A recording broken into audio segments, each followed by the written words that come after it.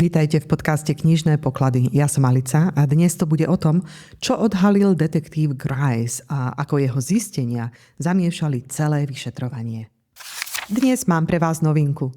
Ak by ste si chceli Knižné poklady vypočuť vždy bez reklamy o deň skôr a stať sa súčasťou klubu knižných pokladov s dodatočnými bonusmi, môžete sa stať zakladajúcimi podporovateľmi na platforme Hero Hero. Viac informácií nájdete v popise epizódy. V predchádzajúcej časti sa Amelia Butterworthová stará o chorú ženu, ktorú považuje za Ruth Oliverovú, sokyňu zosnulej pani Van Burnamovej. Zistí, že v jej topánkach sú ukryté peniaze a začne tušiť, že práve ona sa po vražde prezliekla do šiat obete. Ráno ide za detektívom Griceom, aby sa dozvedela niečo o hľadaných prsteňoch, no ich rozhovor sa končí bez výsledku. Po návrate zistí, že pacientka ušla a po dlhom hľadaní ju nájde pred čínskou práčovňou, kde ju majiteľ spozná ako ženu, ktorá tam predtým priniesla šaty zavraždenej. Amelia ju odvedie späť do domu slečny Althorpovej. Na druhý deň dostane list od pána Gricea. Polícia prstene našla a zatýka Franklina Van Burnama, staršieho brata Howarda. Amelia je šokovaná, pretože polícia tvrdí, že práve vďaka nej sa k tejto stope dostali. Stretnutie s Griceom sa mení na napätú konfrontáciu, v ktorej Amelia trvá na tom, že skôr než prezradí svoje dôkazy, chce najprv počuť, čo zistil on. 30. kapitola. Ako to opísal pán Grice. Moje zásoby údivu boli už vyčerpané, preto som jeho slová prijala len s trpkým úsmevom. Keď ste nedokázali označiť Howarda Van Burnama za muža, ktorý sprevádzal svoju manželku do susedného domu, uvedomil som si, že musím hľadať vraha Louise Van Burnamovej inde. Vidíte, ja som mal väčšiu dôveru vo vašu pamäť, než ste mali vy sama, až takú, že som vám dal viac než jednu príležitosť si ju preveriť. Malými metódami, ktoré občas používam, som docielil, že sa pán Van Burnham počas svojich viacerých návštev nachádzal v rozličných náladách a tým sa menilo aj jeho správanie. Tak ste mali dostatok príležitostí spoznať v ňom muža, ktorého ste videli v tú osudnú noc.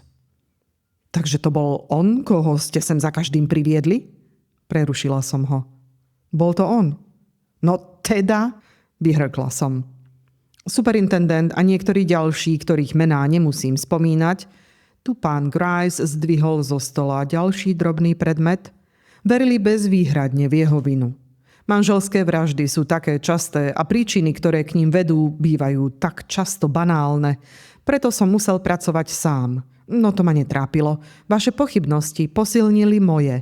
A keď ste mi prezradili, že ste v deň pohrebu videli postavu podobnú tej, ktorú sme sa snažili identifikovať, vojsť do susedného domu, okamžite som sa informoval a zistil som, že pánom, ktorý tam vošiel hneď po 4 osobách, ktoré ste opísali, bol Franklin Van Burnham. To bol konkrétny záchytný bod. A preto tvrdím, že práve vy ste mi dali prvý impuls v tomto prípade. Pomyslela som si, keď som si s náhlym otrasom spomenula, že jedno zo slov, ktoré Miss Oliverová vyriekla v delíriu, bolo práve meno Franklin. Už predtým som mal o tomto pánovi isté pochybnosti.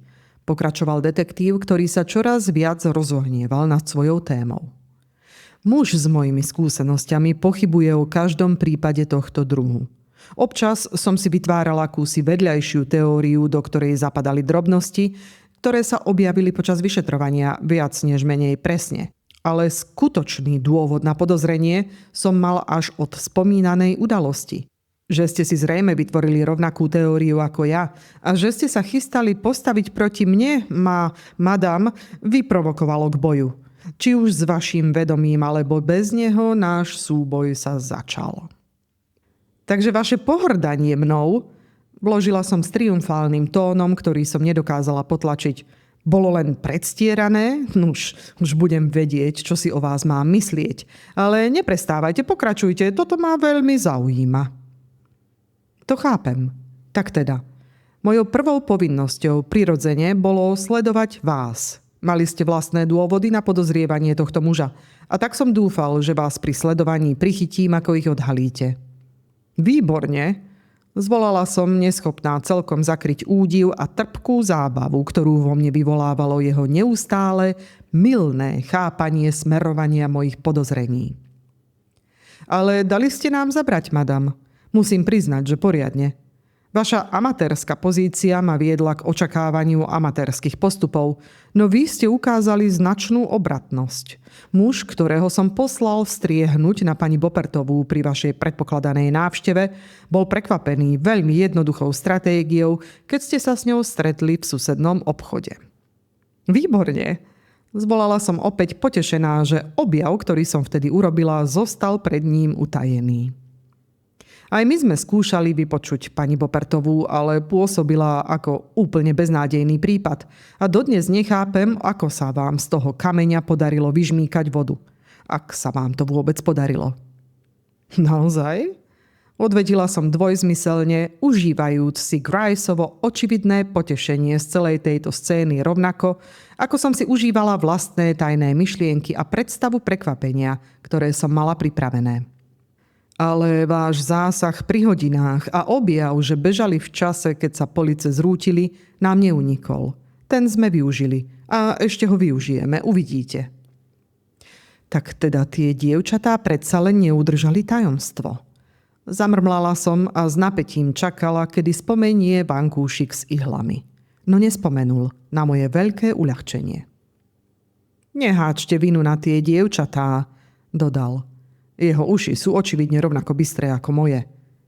Keďže otázky prichádzali od Franklina, bolo prirodzené, že som predpokladal, že sa nás pokúša zmiasť nejakou vykonštruovanou historkou, preto som navštívil dievčatá ja.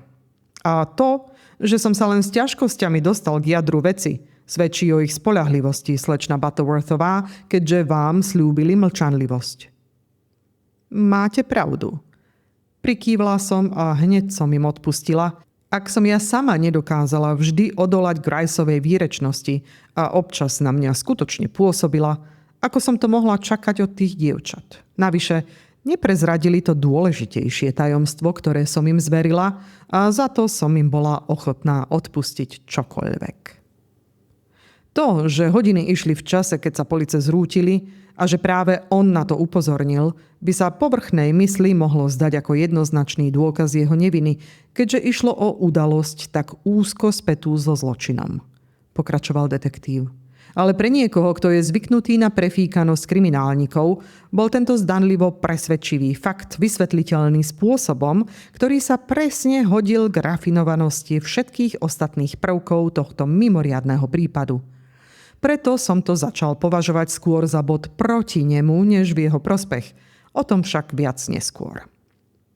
Keďže som sa týmto krátkym neúspechom nenechal odradiť a moji nadriadení už prípad považovali za uzavretý, rozhodol som sa dokázať prepojenie Franklina Van Burnhama so zločinom, ktorý bol s takou presvedčivosťou pripísaný jeho bratovi. Prvou úlohou bolo samozrejme zistiť, či by sa vaša identifikácia, že to bol práve on, kto sprevádzal svoju obeť do domu pána Van Burnhama, dala potvrdiť niektorou z mnohých osôb, ktoré videli tzv. Pána Jamesa Popa v hoteli D. Keďže nikto zo svedkov pri vyšetrovaní netvrdil, že by v niektorom z tých uhladených a namyslených pánov spoznal tú nesmelú postavu, vedel som, že každý môj otvorený pokus o identifikáciu by sa skončil fiaskom. Preto som sa uchýlil k stratégii, tak ako to robia moji vážení kolegovia, slečna Butterworthová. Tu sa uklonil s prehnanou ironickou pokorou. A keďže som vedel, že na spoľahlivú identifikáciu osoby je potrebné, aby bola videná v rovnakých podmienkach a na takmer rovnakom mieste, vyhľadal som Franklina Van Burnhama a pod zámienkou, že tým veľmi pomôžeme jeho bratovi, som ho prinútil ísť so mnou do hotela D. Či už prekúkol moje úmysly a myslel si, že najlepšie urobí, ak bude pôsobiť statočne a otvorene, alebo sa cítil tak bezpečne vďaka opatreniam, ktoré prijal, že sa nebál odhalenia za žiadnych okolností, to neviem. Ale len raz zaváhal, a to, keď som mu odporučil, aby si obliekol menej nápadný oblek, alebo ho skryl pod kabátom či plášťom. A ako dôkaz jeho odvahy, pamätajte, madam, že jeho spojenie s týmto zločinom je už preukázané, skutočne si ten kabát obliekol, hoci musel vedieť, aký veľký rozdiel to urobí v jeho vzhľade. Výsledok bol presne taký, aký som si želal. Len čo sme vstúpili do hotela, všimol som si, ako sa istý drožkár strhol a predklonil, aby si ho lepšie pozrel. Bol to ten istý, ktorý odviezol pána a pani Popeových z hotela. A keď sme prechádzali okolo vrátnika, na moje nenápadné žmurknutie reagoval nadvihnutím viečok, ktoré neskôr vysvetlil slovami podobný, veľmi podobný. Najpresvedčivejší dôkaz o jeho totožnosti som však dostal od recepčného. Keď sme vošli do kancelárie, nechal som pána Van Burnhama stáť takmer presne na tom mieste, kde sa kedysi nachádzal pán Pope, zatiaľ čo jeho tzv. Manželka zapisovala ich mená do registra. Požiadal som ho, aby zostal v pozadí, kým si ja vybavím pár slov na recepcii, všetko samozrejme v záujme jeho brata. A pritom som nenápadne obrátil pozornosť pána Henshawa na neho. Jeho trhnutie a výkrik nebolo možné si vysvetliť inak. Veď to je on, zašepkal. Ten ustarostený pohľad, sklonená hlava, hnedé fúzy, chýba už len ten kabát. Ach, povedal som, pozeráte sa na pána Franklina Van Burnhama, čo vás to napadlo? Nemôžem si pomôcť, odpovedal. Videli sme oboch bratov pri vyšetrovaní a vtedy som nevidel nič, čo by mi pripomenulo toho nášho nedávneho tajomného hostia. Ale ako tam teraz stojí, podobá sa viac na Jamesa Popea než ten druhý. Ja som len pokrčil plecami a nazval ho hlupákom a povedal, že hlupáci by si mali svoje hlúposti nechať pre seba. Potom som odišiel aj s tým mužom, navonok znechutený, no vnútorne nadmieru spokojný, že sa vyšetrovanie začalo tak priaznivo. Ďalšia otázka bola, či tento muž mohol mať vôbec motív na zločin, ktorý sa tak priečil jeho životu a povahe. Jeho správanie pri vyšetrovaní rozhodne neukazovalo na nepriateľstvo voči bratovej manželke a ani na povrchu udalostí nebolo badať známku smrteľnej nenávisti, ktorá by jediná mohla vysvetliť tak chladnokrvný a brutálny čin. Ale my, detektívy, sa pozeráme pod povrch. A keď som si ujasnil, že Franklin je totožný so spomínaným pánom Popeom z hotela D, odišiel som z New Yorku a všetky tamojšie záležitosti, vrátanie vašich detektívnych aktivít, slečna Butterworthová, som zveril mladíkovi zo svojej kancelárie. Obávam sa však, že celkom nepochopil vašu vytrvalosť. Keď som sa vrátil, nemal mi o vás čo povedať, iba to, že ste sa zblížili s Miss Elthorpovou. A to bolo také prirodzené, že ma prekvapilo, že to vôbec pokladal za hodné zmienky. Moja cesta viedla do Four Corners, miesta, kde sa Howard prvý raz stretol so svojou budúcou manželkou. To, čo som sa tam dozvedel, vám slečna Butterworthová asi nebude celkom neznáme. Na tom nezáleží. Odvetila som bezočivo, hoci som nemala tušenie, čo ide povedať. A mala som všetky dôvody veriť, že to bude mať len veľmi vzdialený súvis s mojím tajomstvom. Vaše zhrnutie zdôrazní, čo viem ja. Nešetrite teda žiadnymi informáciami, prosím. Som samé ucho. To bola pravda viac, než by naznačoval môj ironický tón. Jeho rozprávanie totiž predsa len mohlo mať nečakaný súvis s faktami, ktoré som sama zozbierala. Je pre mňa potešením, že môžem poskytnúť akúkoľvek informáciu slečne Butterworthovej, povedal. A keďže som počas pobytu vo Four Corners nenarazil ani na vás, ani na vašu šikovnú a trochu drzú služobnú, beriem to tak, že ste sa držali mesta a spoločnosti, v ktorej tak žiarivo vynikáte. Tým samozrejme narážal na moju dvojitú návštevu u slečny Elthorpovej. Four Corners je malebné mestečko na juhu Vermontu, kde sa pred 3 rokmi Howard Van Burnham prvý raz stretol so slečnou Stapletonovou, neskoršou Van Burnhamovou. V tom čase žila v jednej zámožnej rodine ako spoločníčka nemohúcej céry pána domu. Teraz som už jasne videla, ako si tento prefíkaný starý detektív vysvetľuje moje návštevy u slečny Elthorpovej a začala som sa v duchu tešiť na svoje nadchádzajúce víťazstvo nad ním. To miesto sa k nej nehodilo, lebo slečna Stapletonová vedela zažiariť len v spoločnosti mužov. Pán Harrison však túto jej zvláštnu schopnosť ešte neobjavil a keďže jeho dcéra už mohla prijímať pár priateľov a dokonca nejaké rozptýlenie aj potrebovala, mala jej spoločníčka príležitosť zoznámiť sa s pánom Van Burnhamom. A to zoznámenie viedlo k takým nešťastným následkom. Dom, v ktorom sa ich zoznámenie odohralo, bol súkromný a tak som sa čoskoro dozvedel fakty, ktoré v tomto meste neboli veľmi známe. Najprv, že ona nebola zamilovaná do Howarda tak veľmi, ako on do nej. On podľahol jej čaru okamžite a myslím, že ju požiadal o ruku do 2 týždňov po ich prvom stretnutí. Ona prijala, no málo kto ich videl spolu, si myslel, že jej city sú úprimné, až kým sa náhle v meste neobjavil Franklin. Vtedy sa jej správanie zmenilo. Stala sa žiarivo krásnou a neodolateľnou.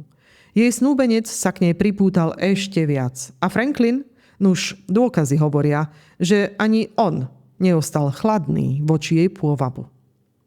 Napriek jej zasnúbeniu s bratom a napriek postaveniu, ktorému prikazovalo zachovať česť voči budúcej švagrinej, na istý čas stratil hlavu. A nemám pochybnosti, že to bolo pod vplyvom jej zvádzania. Podľa všeobecnej mienky bola ženou s 2 tvárami. Dokonca zašiel tak ďaleko, že jej napísal list, o ktorom som veľa počul, skôr než sa mi ho podarilo získať. To bolo pred 3 rokmi. Myslím, že slečna Stapletonová by bola ochotná zrušiť zásnuby s Howardom a vziať si Franklina, keby ten mal odvahu čeliť bratovým výčitkám. Ale túto odvahu zjavne nemal. Jeho list bol vášnivý, no neponúkal žiadnu nádej na užšie puto, než to, ktoré jej prinesie manželstvo s jeho bratom. Ukazuje tiež, že v ňom predsa len zostal kúsok cti. Keď neskôr odišiel z Falcones a vrátil sa až krátko pred svadbou, všetko by sa zrejme skončilo dobre, keby aj ona prejavila rovnaký zmysel pre česť ako on. Ale ona bola povahy nízkej. Bola ochotná vydať sa za Howarda kvôli tomu, čo jej mohol a podľa nej mal poskytnúť, no zároveň voči Franklinovi živila nenávisť za jeho slabosť, že sa neriadil srdcom. Bola prefíkaná a vášnivá, svoje pocity však skrývala pred všetkými, okrem jednej úbohej, hoci návonok oddanej dôverníčky. Mladého dievčaťa menom Oliverová. Doplnila som si v duchu. No meno, ktoré vyslovil on, bolo celkom iné. Pigotová, povedal a zahľadel sa na filigránový košík, ktorý držal v ruke, ako by toto slovo vybral z jednej z jeho mnohých medzier. Bola francúzska. Keď som ju našiel, nemal som veľkú námahu dozvedieť sa od nej všetko, čo vedela. Bola slúžkou slečny Harrisonovej, no neváhala slúžiť aj slečne Stapletonovej v jej tajných a nečestných záležitostiach. Preto mi vedela opísať aj stretnutie, ktoré mala táto dáma s Franklinom Van Burnhamom v predvečer svojej svadby. Odohralo sa v záhrade pána Harrisona a malo zostať v tajnosti. Ale žena, ktorá toto stretnutie sprostredkovala, sa nedokázala zdržať a zostala v blízkosti, takže som sa mohol pomerne presne dozvedieť, čo sa tam odohralo. Pre slečnu Stapletonovú to nebola lichotivá výpoveď. Pán Van Burnham chcel iba späť svoj list, no ona ho odmietla vrátiť, kým jej nesľúbi, že jeho rodina úplne uzná jej manželstvo a zabezpečí jej prijatie v dome jeho otca ako Howardovej manželke. To bolo viac, než si mohol dovoliť slúbiť.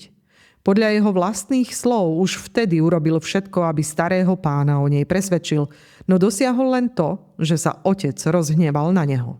To by väčšine žien stačilo, ale nie jej. Vyhlásila, že si list ponechá, lebo sa obáva, že inak prestane vynakladať úsilie a bez ohľadu na to, aký dojem v ňom vyvolala táto drzá hrozba, začala zároveň očierňovať brata za lásku, ktorá jej umožnila toto manželstvo. A ako by to nestačilo, vyjadrila aj nehanebnú chuť vyťažiť z toho všetok možný prospech. Vtedy Franklin k nej stratil všetku úctu a začal ju nenávidieť.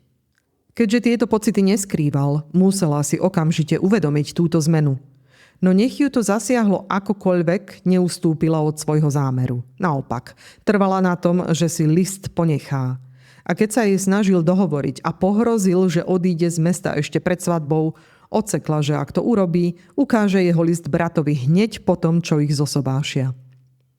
Táto hrozba Franklina hlboko zasiahla. Nie len, že sa tým jeho odpor k nej ešte prehlbil. V danej chvíli sa podriadil jej vôli. Zostal vo Four Corners až do obradu, no bol takým pochmúrnym hosťom, že všetci sa zhodli na tom, že pokazil celú slávnosť. Toľko k mojej práci vo Four Corners.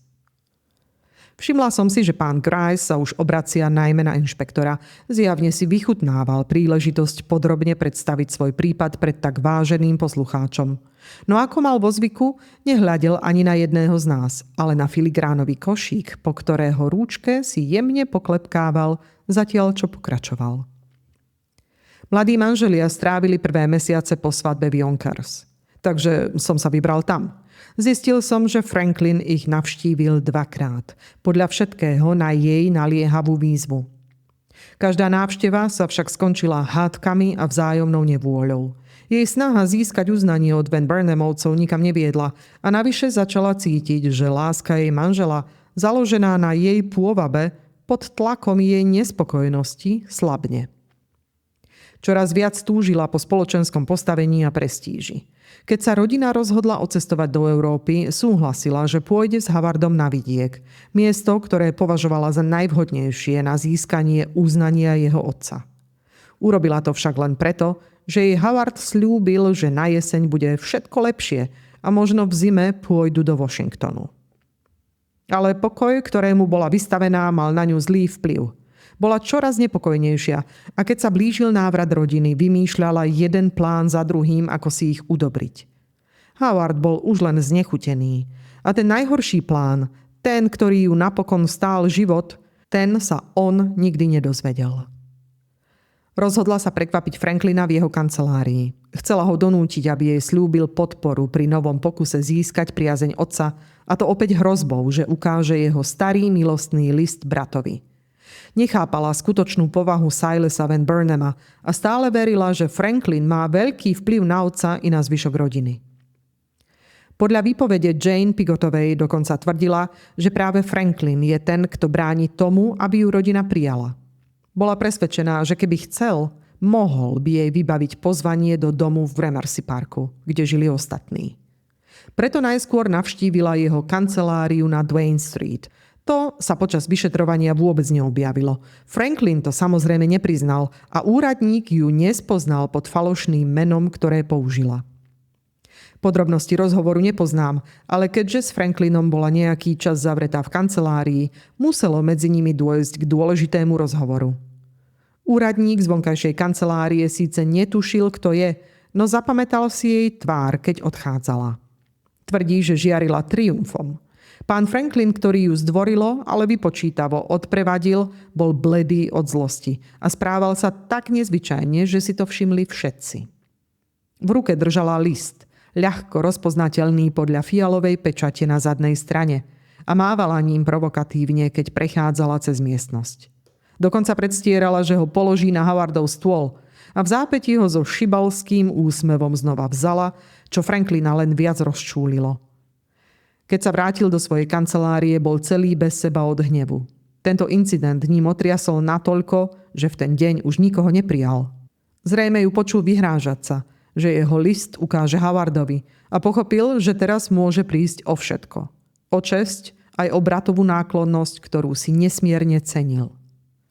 A teraz, ak vezmeme do úvahy jeho obrovskú pýchu aj oddanosť bratovi, nevidíte dôvod, ktorý mohol tohto zdanlivo slušného muža priviesť k tomu, že sa zbavil nepríjemnej švagrinej?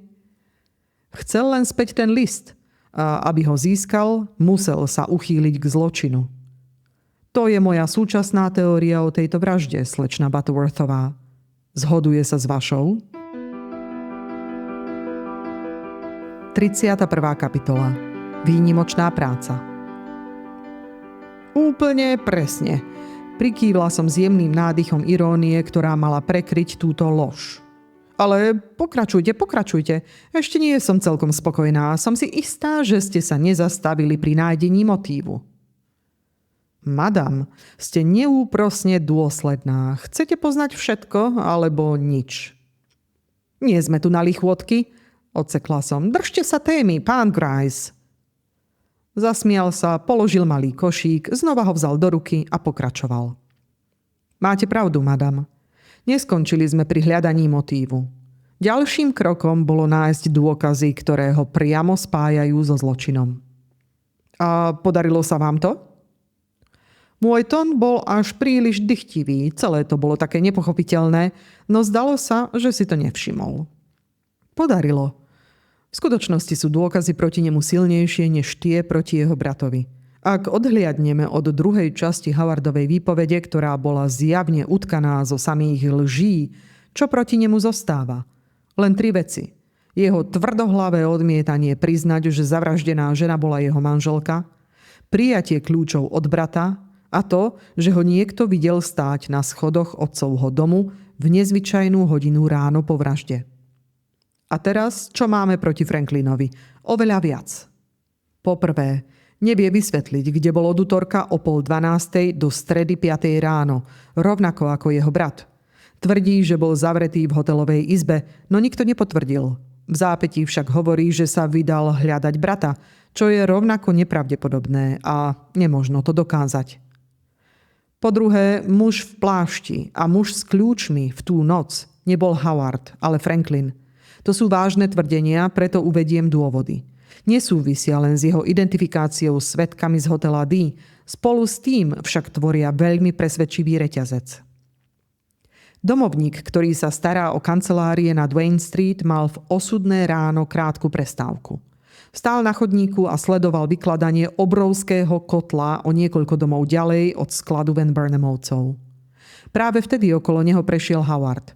Vracal sa zo stretnutia s bratom, ktorý mu práve odovzdal kľúče. Kráčal rýchlo, no keď mu cestu zablokoval kotol, zastal.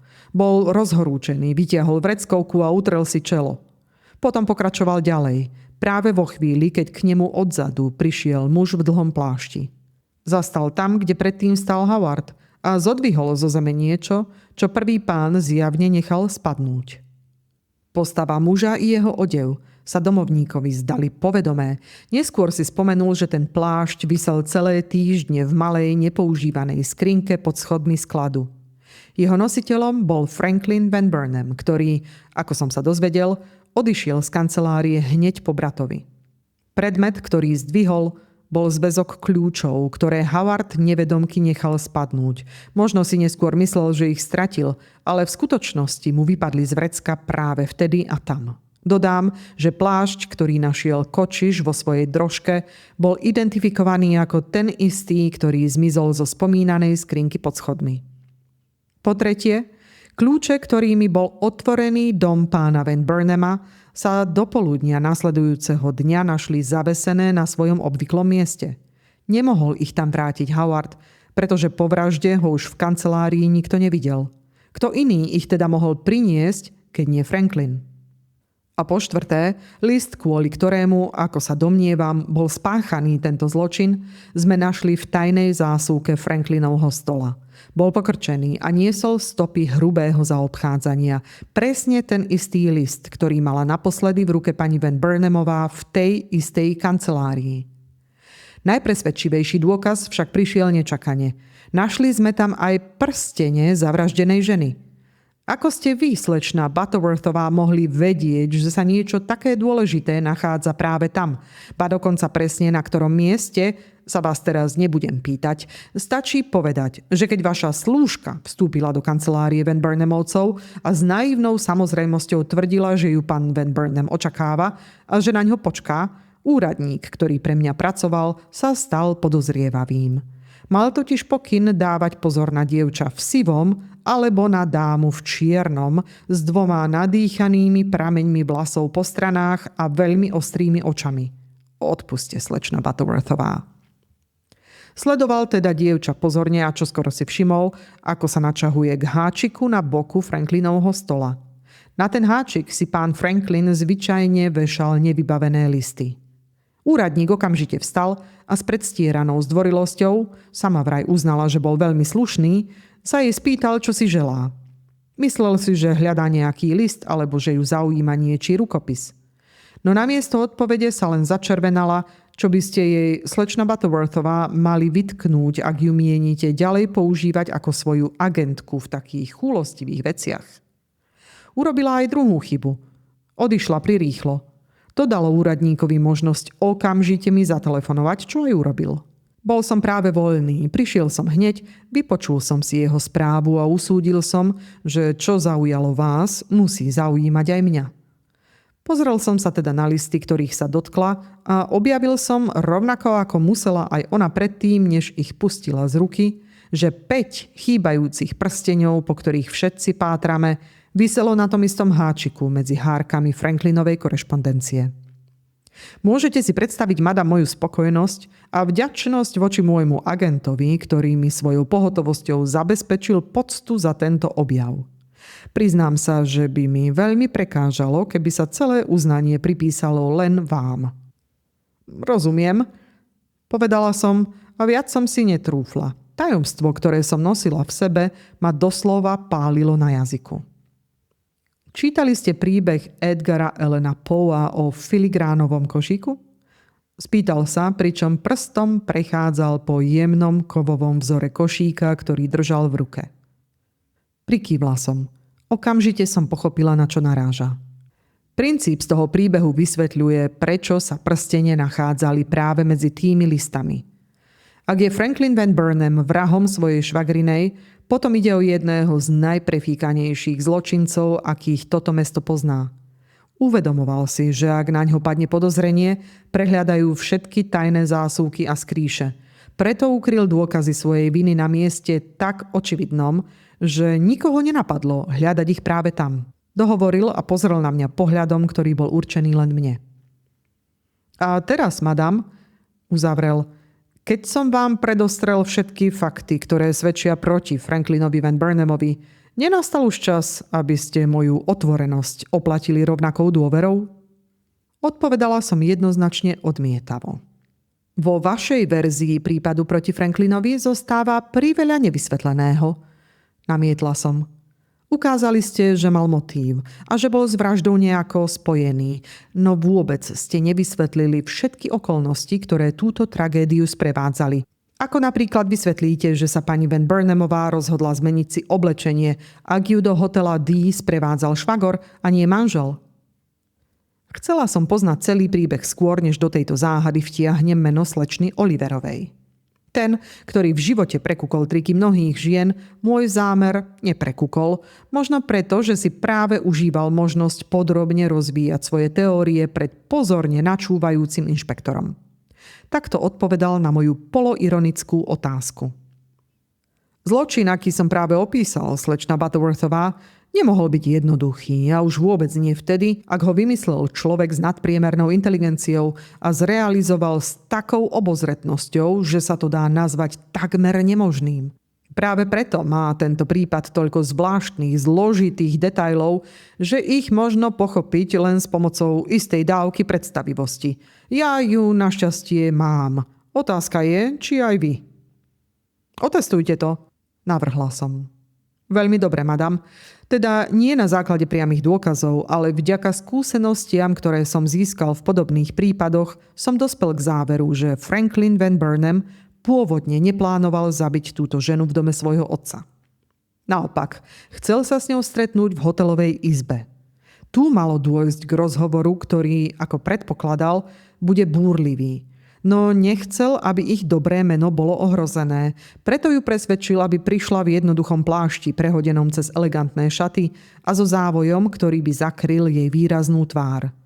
Mohol sa pritom tváriť, že je to vhodnejšie oblečenie na stretnutie so starým pánom, keby sa jej podarilo presvedčiť ho, aby ju zobral na parník.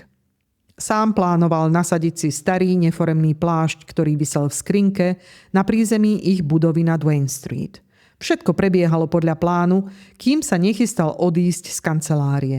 Vtedy sa tam nečakane objavil jeho brat a požiadal ho o kľúč od otcovho domu. To ho muselo vyviesť z rovnováhy. Bol prekvapený nielen jeho prítomnosťou, ale aj samotnou žiadosťou, ktorá bola v rozpore so všetkým, čo sa doteraz medzi nimi stalo. Napriek tomu bol v zhone a nemal čas klásť otázky, tak mu kľúč jednoducho podal. Howard odišiel a Franklin, len čo uzamkol stôl a vzal si klobúk, sa vydal za ním. Cestou sa ešte zastavil, aby si obliekol spomínaný plášť a potom sa ponáhľal na dohodnuté miesto. Za bežných okolností by sa bratia už nestretli, no ako vieme, Howard sa na chvíľu zdržal. Na chodníku mu zatarasil cestu ťažký kotol. To dalo Franklinovi možnosť priblížiť sa natoľko, že videl, ako si brat vyťahuje z vrecka vreckovku spolu s kľúčmi, ktoré mu práve odovzdal. Kľúče spadli na zem. Keďže v budove nad nimi sa ozývalo búchanie kovu, Howard si stratu nevšimol a pokračoval ďalej. Franklin, ktorý šiel za ním, kľúče zdvihol a možno ešte bez akéhokoľvek zámeru ich strčil do vlastného vrecka, než pokračoval v ceste. New York je veľké mesto. Mnohé sa v ňom môže stať bez povšimnutia. Franklin Van Burnham a jeho švagriná sa stretli a spolu odišli do hotela D. Nikto ich nespoznal ani neupodozrieval, až kým sa neskôr neobjasnili okolnosti prípadu. To, že ona súhlasila, že pôjde s ním a že po príchode do hotela na seba vzala všetku zodpovednosť za ich plán, by u ženy s hrdosťou pôsobilo nepochopiteľne. Ale Louise Van Burnhamová sa starala len o seba. Vlastne si túto riskantnú epizódu, ktorej skutočný zmysel ani len netušila, zrejme celkom užívala. Keďže loď, ktorú čakali, sa ešte neobjavila pri Fire Islande, prinajali si izbu a rozhodli sa čakať. Presnejšie, ona čakať chcela, on nie. Franklin nemal v úmysle na loď ísť. Chcel len získať späť svoj list. Ale Louise nebola žena, ktorá by sa tak ľahko vzdala. List mu nehodlala vrátiť, kým nedosiahne, čo si zaň vypýtala. Keď si Franklin uvedomil, že inak sa k nemu nedostane, začal premýšľať, či sa nebude musieť uchýliť ku krajnosti. Mal však ešte jednu možnosť.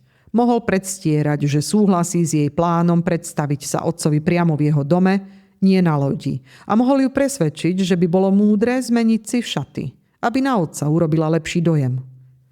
Počas tejto výmeny oblečenia chcel získať príležitosť list nájsť. Bol si istý, že ho má pri sebe.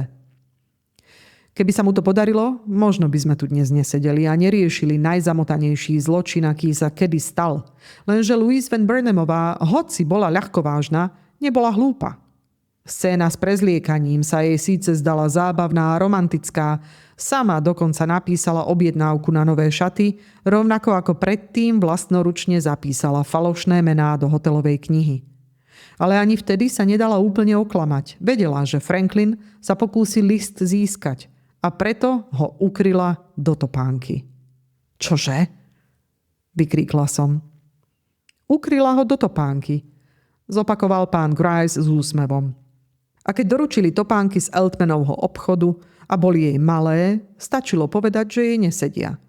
Tým si svoj list ponechala v bezpečí a mimo jeho dosahu. Vidím, že vás to zarazilo, slečna Butterworthová. Odpovedal som vám práve na otázku, ktorá vás trápila? Nepýtajte sa ma, nepozerajte sa na mňa, odsekla som, hoci on sa, ako vždy, vlastne na nikoho nepozeral. Vaša bystrosť je obdivuhodná, ale radšej sa budem tváriť, že ma to neohromilo, ak by vás to malo odradiť od pokračovania. Usmial sa, aj inšpektor sa usmial. Ani jeden ma nepochopil. Dobre, teda budem pokračovať. Ale skutočnosť, že si nevymenila topánky, bolo treba nejako vysvetliť, slečna Butterworthová. Máte pravdu a vysvetlenie sa samozrejme našlo. Máte lepšie? Spýtal sa. Mala som, alebo som si to aspoň myslela. Slová som mala už takmer na jazyku, no premohla som sa, ale netrpezlivo poznamenala. Čas beží, pán Grice, pokračujte. A on, hoci ho môj tón očividne zmiatol, pokračoval. Keď mu nevyšiel posledný pokus získať list, tento chladný a prefíkaný muž už nezaváhal.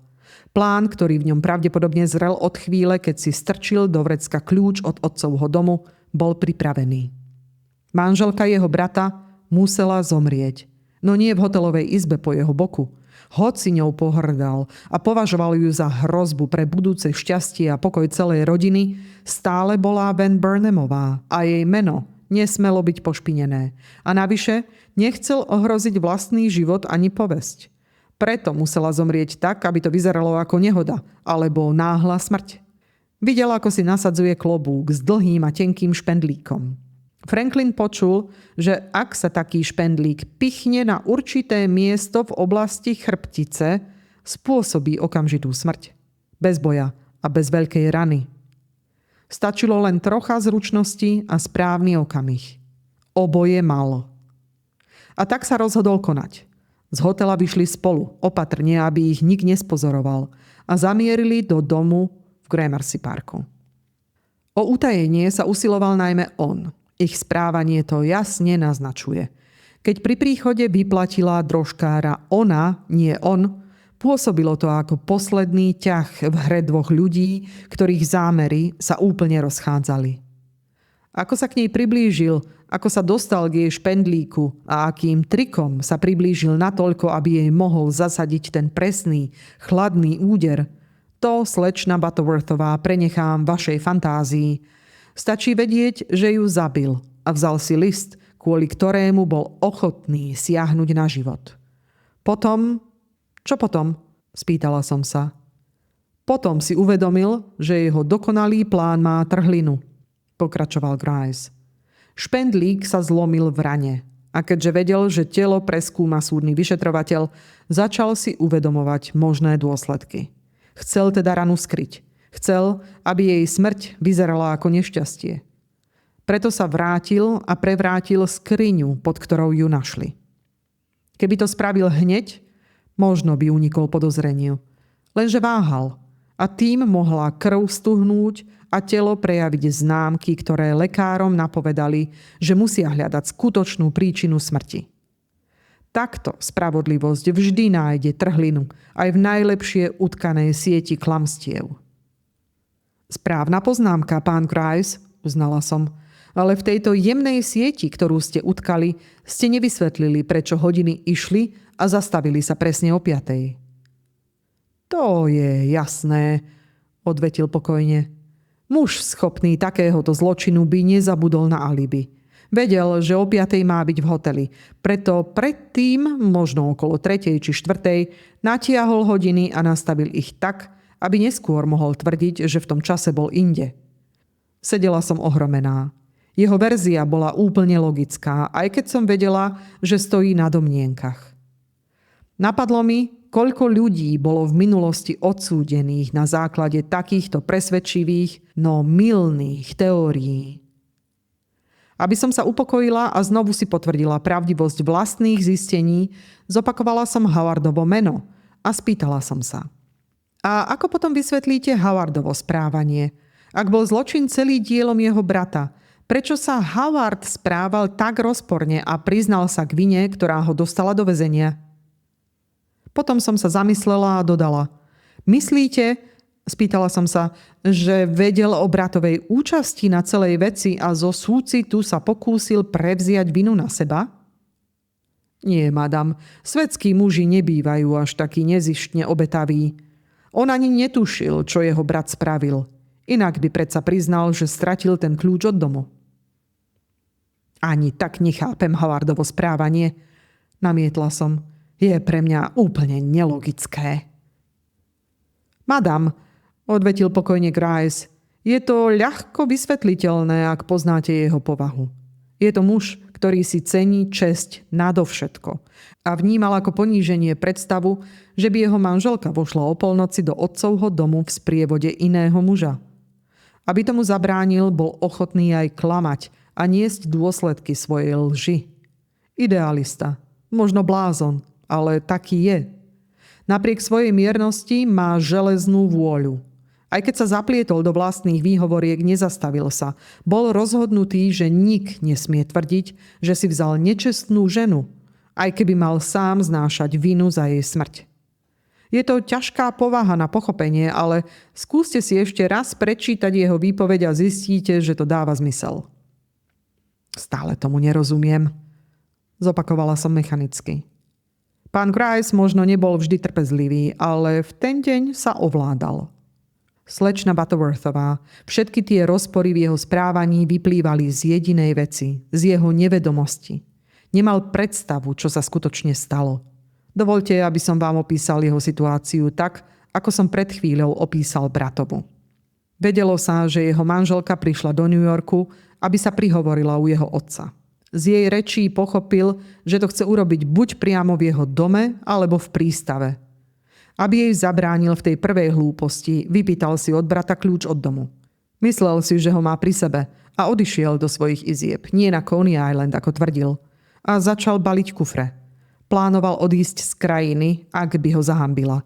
Mal jej vrtochov dosť. Keď odbila polnoc, umúdril sa. Začal premýšľať, čo asi robí. Vyšiel von a celú noc sa pohyboval v okolí Gramercy Parku.